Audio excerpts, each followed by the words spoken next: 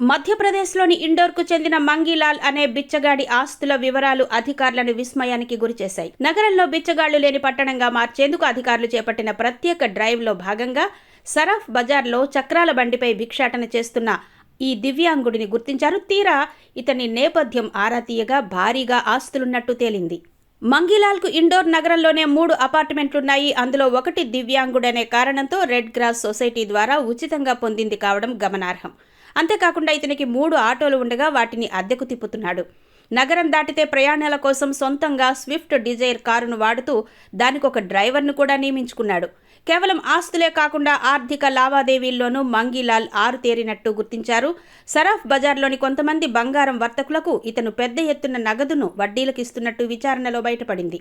ప్రస్తుతం ఇతనిపై మరింత లోతుగా దర్యాప్తు చేస్తున్నామని అధికారి దినేష్ మిశ్రా తెలిపారు. దీంతో బిచ్చగాళ్ల పనే బాగుంది అంటూ నెటిజన్లు సెటైర్లు వేస్తున్నారు.